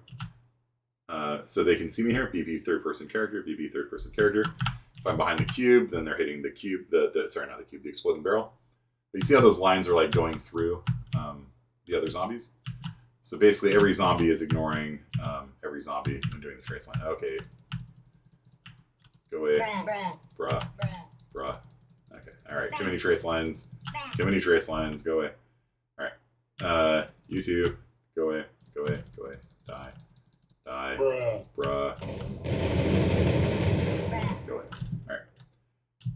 Now the only trace lines are the trace lines from zombies. Okay. So the zombie on the roof can see me now. You see that? So it's printing out DP third person character 3 times. The cube is the zombie indoors that can't see me. And then these guys can both see me. And if I walk over this way, they no longer block each other's line of sight. You see that? Are you guys with me on this? So the zombies can see through other zombies now. I'm not super happy with this because that's not especially fast. But yeah, I'm not going to be super concerned about it right now. Okay. So there we go. So the zombies are going to be trace lining from their body's eye location to me. They're ignoring all zombies in the world. And here we go. So we will do a cast to third person character. And so the output hit actor. So if the output hit actor is the main character, then the trace line was successful. If it's not, who cares? Like maybe we can have the zombies go after cats or something. But basically what this is saying is if the trace line hit the player, you know, string, I can see the player. Play. 2 zombies are printing. I can see the player. Okay. We go over here. Nobody can, right? Oh, one guy can. Oh, the guy on the roof. Yeah, look at that. You see that? It's kind of cool. Here, he can't. Here, he can't. Okay, cool. Neat. That works. All right.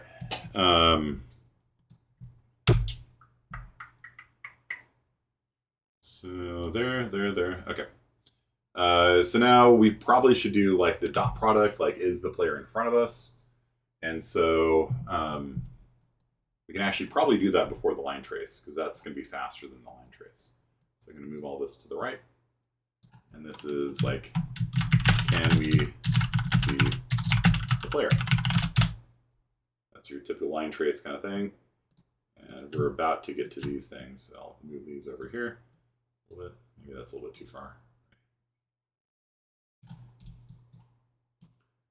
I'll just hook them up. Okay, so if we can see the player, then we are going to move to the player. Maybe I should switch these.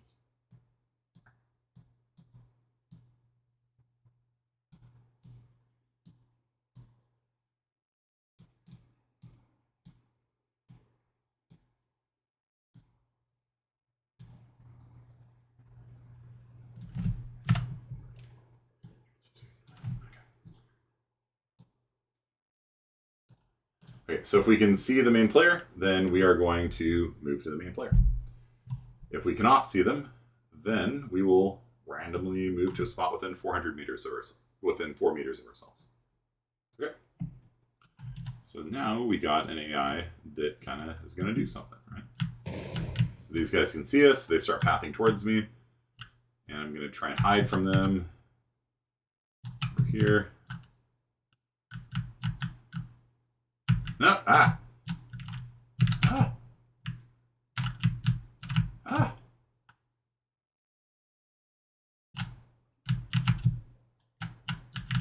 Stop. Okay, they can't see me now. All right. So you see how the things just kind of like wandered off over there? He's kind of like randomly walking around. Can't see me. It's like you play hide and seek with a 3-year-old. Just step behind an object, they can't see you. Oh, now they can see me. Okay. And then, where this guy went? He must have wandered off somewhere. Okay. Okay, you guys understand? Works pretty good. Any questions about that? So the only other thing I want to do is add. A like, it's in front of me kind of thing. We do that with dot product. So can you make the assassins create alert icon? Yeah, that's a good idea. Like add it to the add it to like the HUD, right? So that like when you've been spotted, like the can you find a copy of that for me? I'll see if I can put it. Okay, so zombie. That's okay. So I'm gonna get the forward vector out of view. Forward vector. I'm gonna get a forward vector out of the player. From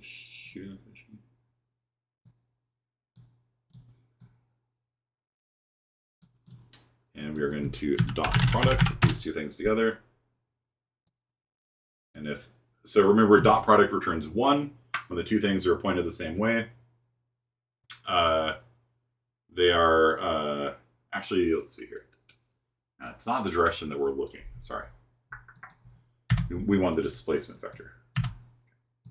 So the direction we're looking, and then we need to get the displacement vector. Okay, so the displacement vector is going to be our target's location minus our location. So this is the displacement vector here. The displacement vector is how far the AI would have to walk to get to me. So like if I'm 10 meters east of it, the displacement vector is 10 meters long, pointed east. And so what we do with the displacement vector is we do two things. We get the range and we can get the direction. And so from the displacement vector, we get the range by taking the vector length.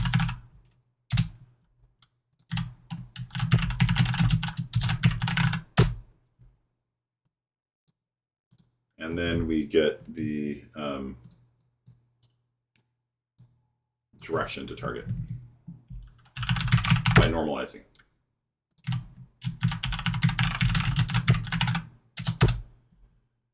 Okay, so with these two things in hand, we can probably add in a check, like if they're out of range, like we can add a variable here called like range max spot range, so they can't spot us across the entire map. So we'll do float, save, and say it can spot us within like, I don't know, 20 meters. Okay, so the first thing we'll check, we'll add a couple checks in here, I guess. First thing we'll check is if the range to target is within less than or equal to our spot range.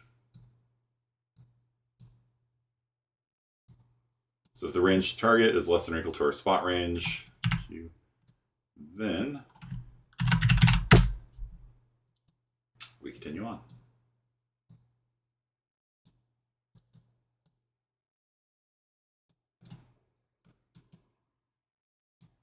So if the range, like if the player is 10 meters away, they're 10 meters away, that's less than our max spot range of 20 meters, we continue on, and then we do the dot product over here. And so if the direction that the player is in the same direction we're looking, then this will be like greater than like, I don't know, 0.6 or something like that. So remember, 1 means the target is directly in front of us. 0 means the target is directly behind us. 0 means the target is perpendicular to us. So basically, if the dot product is like greater than 0.6, they're like vaguely in front of us, like kind of like this. Okay. And so if they're kind of in front of us, then we will do a branch. And then we will do the trace line and move on with that. Okay. So if the range is within range, if the direction to them is in the direction I'm looking, then we'll do the trace line, and then we will see what we can see. So if we get a failure over here, is going to be moved to a random location, and a failure over here is going to be a move to a random location. So basically all the different ways we can fail. So if they're out of range, we move to a random location. If they're not kind of in front of us, we move to a random location. If we can't see them because there's a wall in the way, we move to a random location. So basically all the fails are like just start randomly milling about.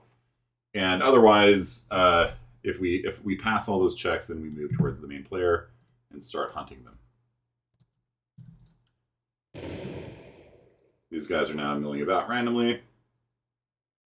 We got, Oh, that guy spotted me. What about you? Are you gonna spot me? No. No. You see me? You can see me now. Okay. And if I move far enough away, I get out of the nav radius, right? The nav mesh. So they can't chase me. Like, they can see me, but they can't actually move to me because the nav mesh does not include any of the areas outside of the little area here, right? So we turn the nav mesh back on. You can see the area outside of that area is not navigable, and so the zombies are like, I don't know what you want to do. Can't do it. Can't do anything with it. Okay, what do we got? 10 minutes left. Okay, so that's pretty good. Maybe we'll just have the zombies do a simple, like, if they touch you, they explode kind of thing. That seems like, I guess, pretty straightforward. You know what I mean? Like, right? You know, they just run at you and they blow up. It's a pretty common thing. So we'll come back over here, event graph, because remember, it's the body that hits things. It's not the brain. The brain has no physical presence in the world. So when the body hits something, we will cast to third person character. And so if we hit the player, then we will damage them. Apply damage. How much damage should an exploding zombie do to you? What do you think? What do you think?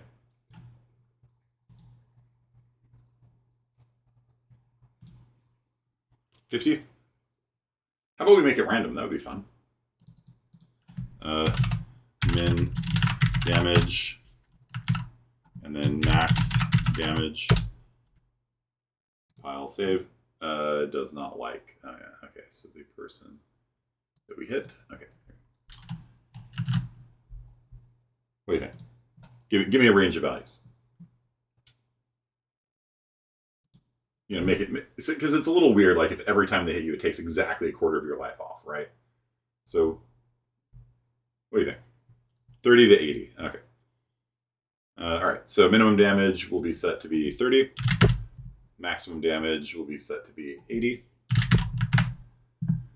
And yeah, so we're gonna apply damage to the player. Oh, what do we got here? Oh, we're just doing minimum every time. So we want to do a random float.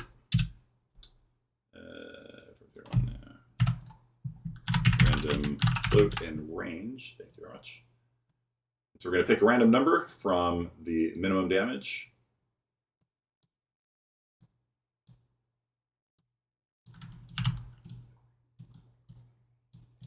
To the maximum damage.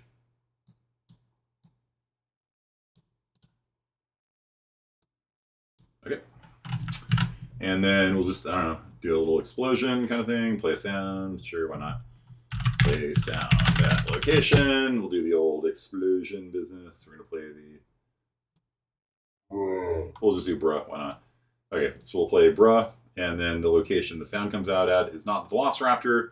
It is going to be the hit location. The place where they touch, that's where it's going to say bruh. Or I can get the actual location of the zombie. Either way, it's going to be pretty close. You won't notice the difference. We'll play a sound. We will spawn emitter. Again, we haven't learned how to do Niagara yet. Niagara is better than the old Cascade emitter system. We'll do an explosion. And then we will simply destroy ourselves. That should be a zombie for everything except for getting shot. Like, we can't shoot currently. So we got like 6 minutes left. Let's see how this works. Okay, coming at me. Oh, they didn't die. Oh, they don't run into me.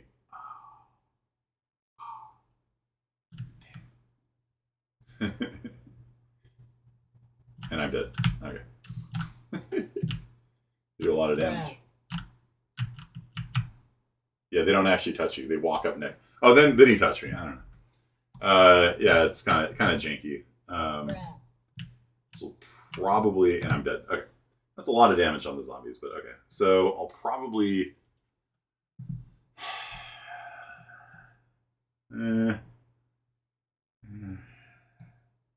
I'll probably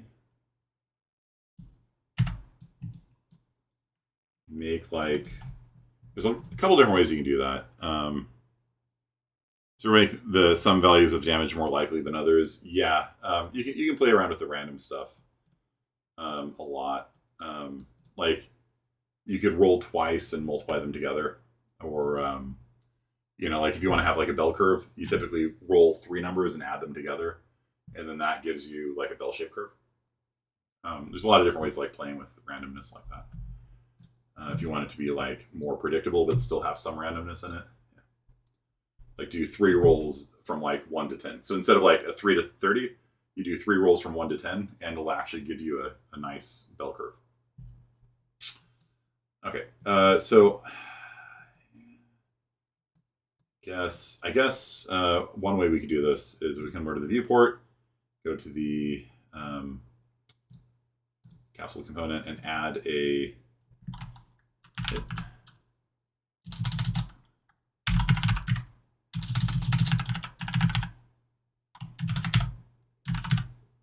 box collision to it.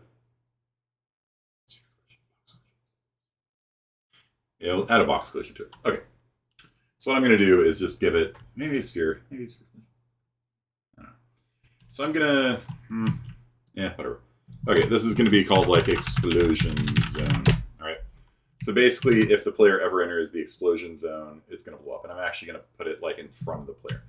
Because I don't want it... So like if the player like ran into the zombie from behind, like it shouldn't blow up, you know? So like I'm going to give it like... I don't know. Maybe I'll make it a little wider. That. So if the player enters any of these areas here, might be a little bit too wide. Something like that. So if the player enters this zone, then it will save, compile, event graph, begin overlap. So explosion zone should have generate overlap events on, overlap all dynamic. I think that should work for the player. So try that. So print string. So we're just going to say hello, and then we will move on with our life. Save, compile, run. So what I'm doing is basically saying if you get close to the zombie, yeah, hello, hello, and it blows up, and then we're dead. Okay, cool. You guys see that? So I added a box trigger to the front of the zombie in front of it, so that if that ever overlaps the player, then the zombie explodes on us. Okay.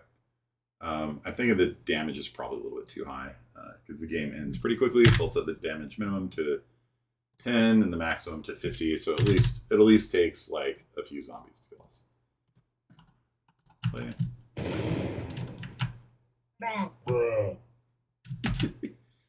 And I died from the sentry gun killing me. Thank you, sentry gun. Oh, he lost sight of me. He lost sight of me.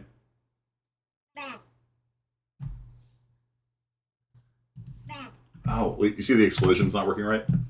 That's because the location. Yeah, okay, fine. I'll do it more proper. I'll do it more proper like. Okay, so the location that the sound of the emitter should come out is our location, right? So get the eye location.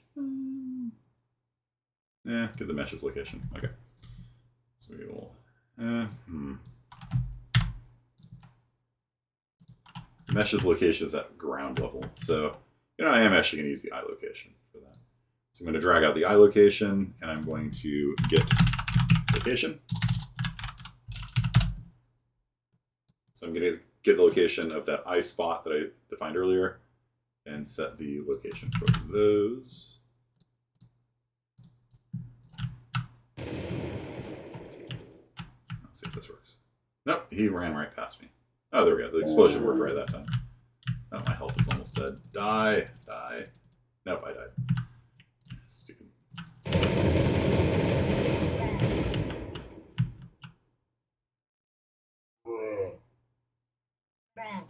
Alright.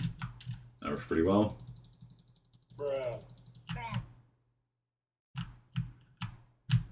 And then he killed me. Cool. Alright. That's about it for time. I guess the last thing we need to do is actually just have like an event on damage, right? So if we go over to the third person character, we can probably find event any damage. And I'm just going to copy that, just make life easy on me. and paste it in here, and it's probably not going to compile because we don't have a health variable. Compile doesn't work because there's no health variable. Cool. So what we're going to do is make a variable called health. Same as before.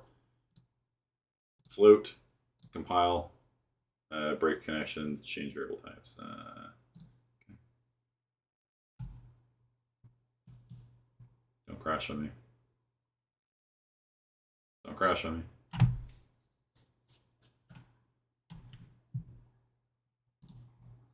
Yeah, fine, I'll just delete you. Right. Health, okay, compile. 100. Get health.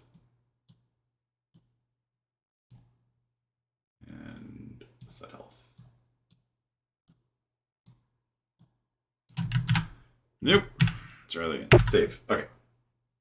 So this is the zombie takes damage. And oh, we probably don't want to reload the level, right, every time it takes damage. So we'll just save. Oh, shoot. If health is less than or equal to 0, and if health is less than or equal to 0, then we will just go into the die over here, right? Play a sound, spawn emitter, distractor. And we're good. Okay, that was 2 minutes to have it take damage.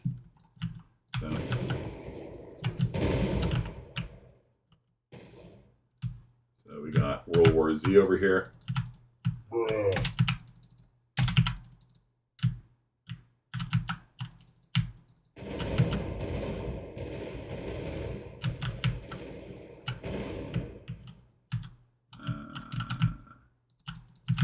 Is it getting called? Zombie PP. Is this happening? F9.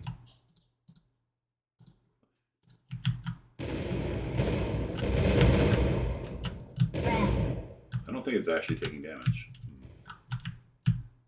I died.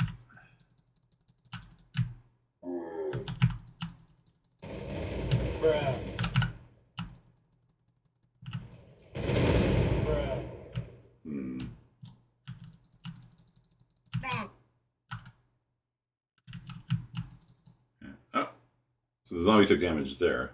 Okay. Weird.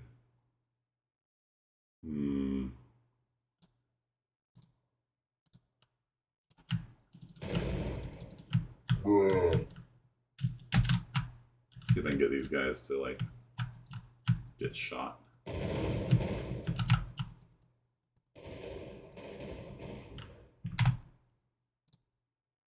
Yeah, that's not getting called.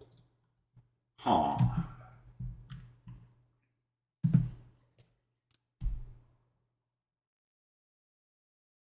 Why are you not getting called?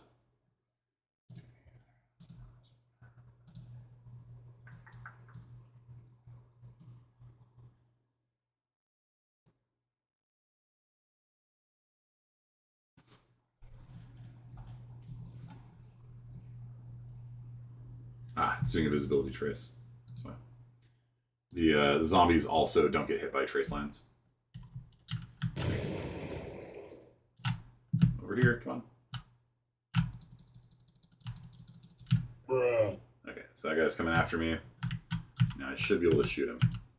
No. He died. How did that happen? All right, I'm going to use print string. Print string. And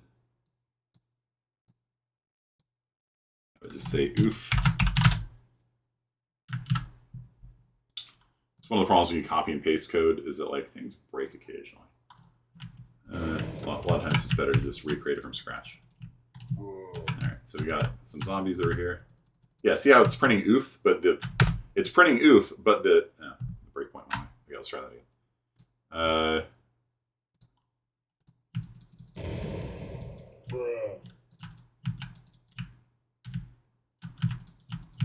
Yeah, it's printing oof, but you see that? The breakpoint's not triggering. Right? There's a breakpoint set here, and it's not triggering. So I've seen that before. I don't know why it does that. Yeah, so print string, more reliable, I guess. I don't know what to tell you. Okay, so there you go. And so we've got a fully functional zomboid now.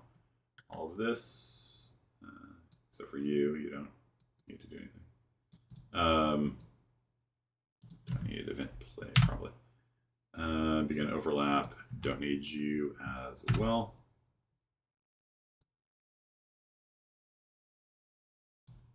So basically our code for event overlap and event hit basically feed right into the same system. You know what I mean? So, oh, that needs to be hooked up. Other. Okay. So, good. All right. So this is code that will zombies explode on contact.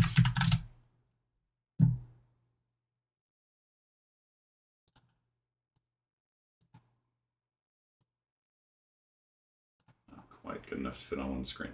Okay. And then when the zombie takes enough damage that it dies, then it drops down to playing the sound, saying bruh, and destroying itself. So there we go. That's it for today. Your job is to make your own monster. I don't want you to recreate the zombie. Okay? I want you to be creative. About half the students in the class are just doing exactly what I have here. And I mean, that's cool and all, and it's probably good for learning, but you know, the real fun of game development is being creative and you know, making your own cool stuff. So I would like for you to not make a zombie, make something, make some sort of enemy that can path to you. Put the source code on here as well. I think I have this already, but I don't know if I posted that. Save the body and the enemy on creation. So we just use them as variables. That's a pretty common trick. So be creative. Like make your own monster.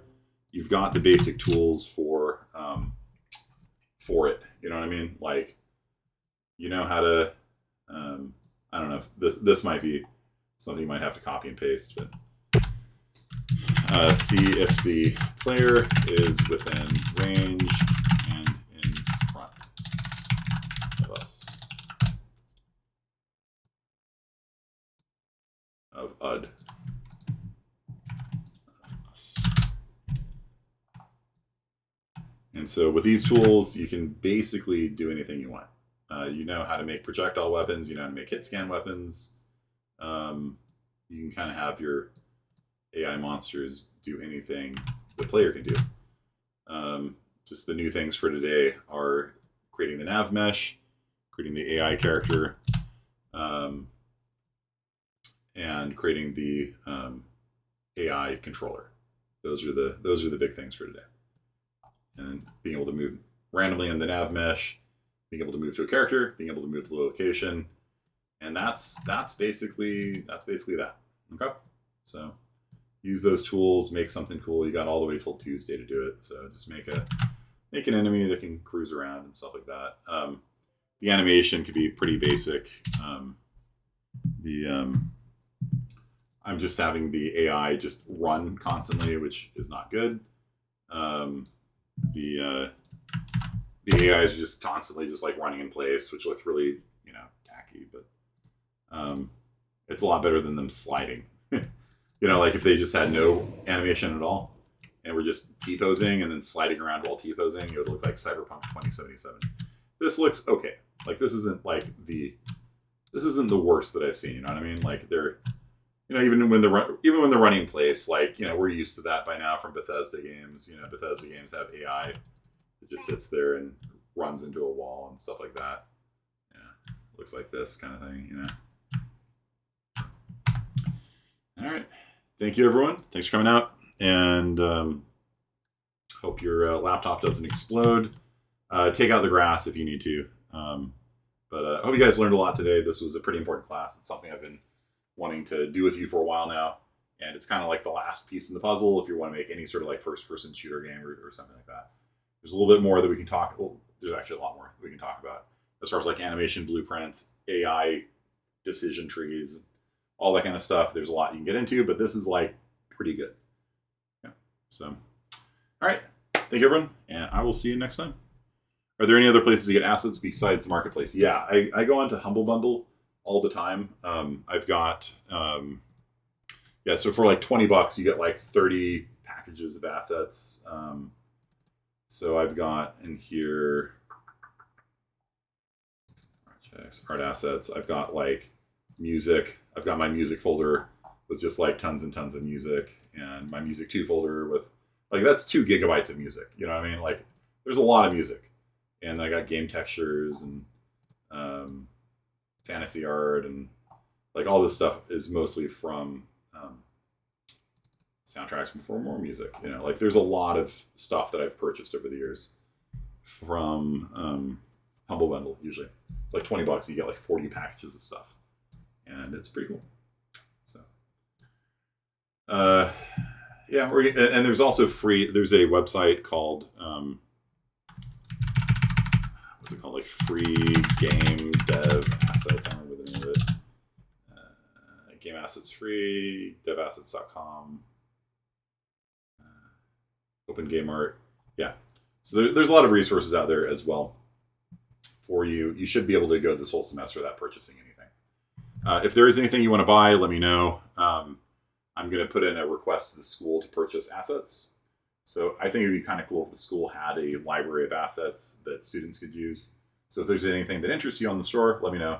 And I don't know how big a request it'll be, but you know, if there's anything cool that you want, let me know, and I'll see if I can swing it. Okay. So I can't promise anything, but it's something I've been kind of wanting to do for a while. Which is, you know, just have, because I've been contacting various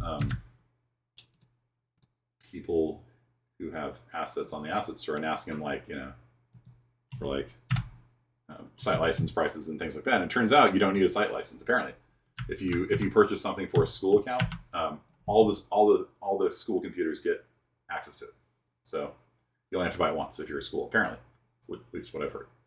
So the landscape one, the auto landscape, yeah, that'd be cool. There's also a free landscape one from the guy who did the tutorial that I posted. He's the guy, you'll see him pop up on YouTube all the time. He's like Unreal Sensei or something like that. I don't know where to go. I don't know. But he has an auto landscape project that he walks you through the tutorial of making it and using it and stuff. So that one's pretty cool too. So you can find that if you search for like Unreal Sensei. I think he's got some stuff up there for free as well. He's always pitching his like $300 Unreal class, and maybe it's worth, you know, taking it. I don't know. Okay, that's it for today, guys. Thank you very much. Peace out.